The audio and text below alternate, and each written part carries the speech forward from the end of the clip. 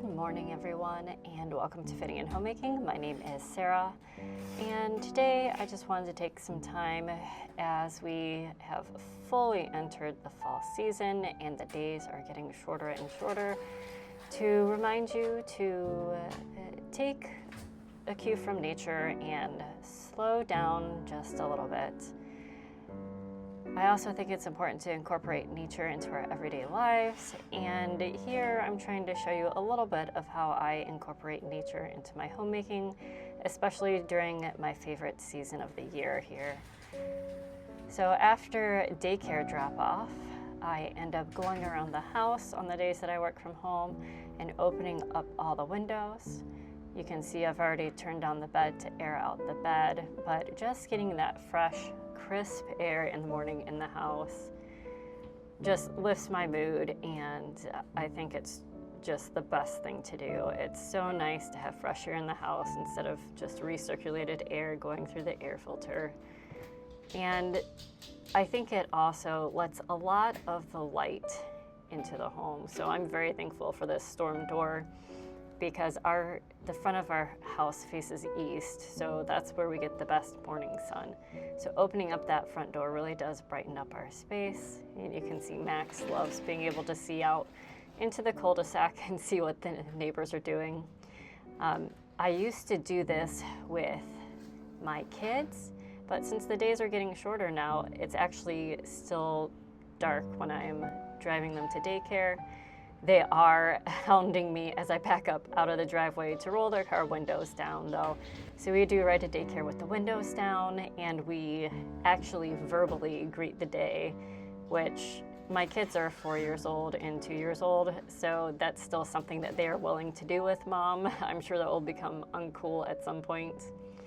But as we make the 5 to 6 minute drive to daycare, we say good morning to the trees, and daycare is east of us as well, so we're driving towards the sunrise where we can just see the beautiful colors in the clouds peeking above all the trees. And they really get a kick out of saying good morning to, it's almost like a game of I Spy. It's like who can greet certain things first, who can greet the trees first and the grass. And we also scope out all of the Halloween decor on the way to daycare. As you can see, maybe in the background there, Mickey, and then Minnie's kind of hidden by the camellia bush. But we have 2 little blow-up Mickey and Minnies in our yard for Halloween decor. But another thing that I like to do is to have more meals outside. I live in central North Carolina, which is a very temperate environment, and the fall is just gorgeous. You get the crisp mornings and the warm afternoons in the fall. So some mornings it's in the 50s, and then in the afternoon it's like the low 70s. Perfect weather in my book. So I like to go out and have some breakfast on the front patio. You can see the huge camellia bush there gives me a little bit of privacy, so the whole neighborhood isn't watching me eat. But just sitting there and not being on my phone and taking a moment to take in everything that is happening around us, enjoying the warmth of my oatmeal and of my cup of tea while I'm just listening to the birds, and letting Max roam around the yard and getting his wiggles out before we go for our morning walk.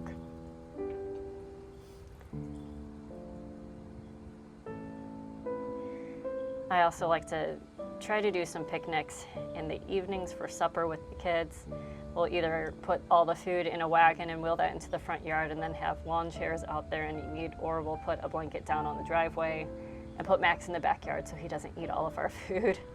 We also have a sunroom that we take advantage of and have supper out there sometimes. So it's just a really nice way to change up mealtime a little bit and give it a little bit different speed.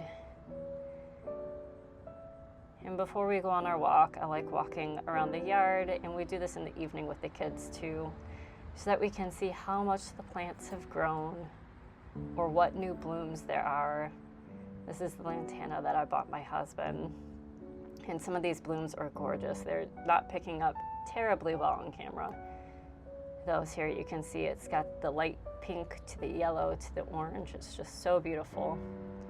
I'm so happy these plants are happy. where I planted them over here.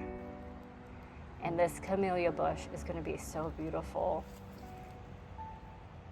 We actually, since I filmed this, the first bloom has opened up, and my daughter was so excited to see it last night. But this is just going to be gorgeous. I love the camellias because of the timing of their blooms is off from pretty much everything else in the yard.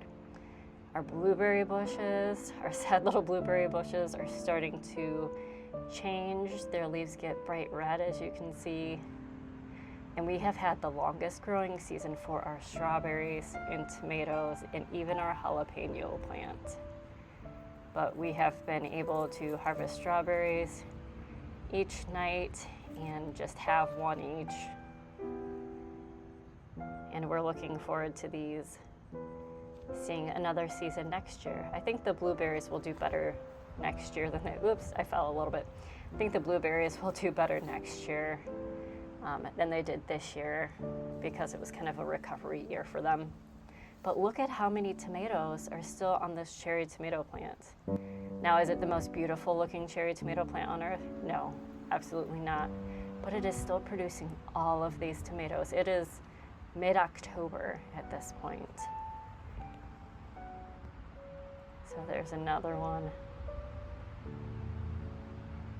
But these are just so good. It's so nice to be able to just pick food off of a plant in your yard and be able to eat it.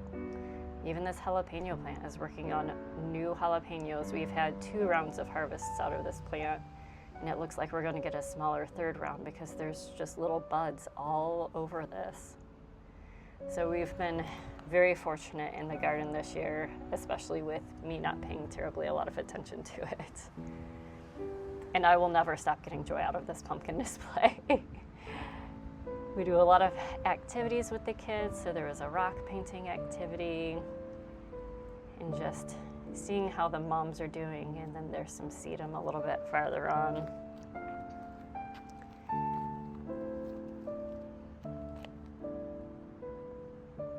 But this year I've tried to focus a little bit more on making our outdoor space a more delightful space.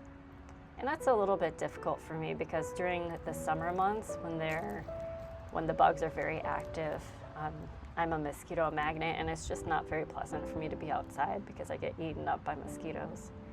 But now that it's getting cooler overnight, there are far fewer mosquitoes, and it's not unpleasant now to wear long pants and long sleeves outside and spend time in the yard. So that's a beautiful sedum plant that is spreading. And now Max is super excited because it's time for our walk to go exploring around the neighborhood. Taking walks around the neighborhood is really important to our family. I like to take Max on a few walks a day when I'm working from home and it's just the 2 of us, and let him wander in and out. I think it's hilarious how he matches the pine straw perfectly. Sometimes I lose him in piles of pine straw in the backyard. But my kids really enjoy the walks too. We go on a walk each night after supper, and we look for little treasures to bring back home and remind us of the beauty outside. So they are always on the lookout for the prettiest leaf or little bird feathers if we're lucky, or maybe there are some flowers, some little dandelions or some clover flowers that they can pick, and we can come and put back into a little vase.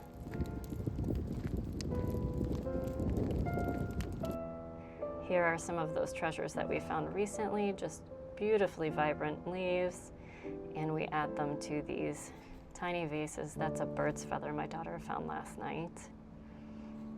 And then more leaves over here that it doesn't just add to the decor, it does remind us to incorporate nature into our everyday lives, and for me, into homemaking.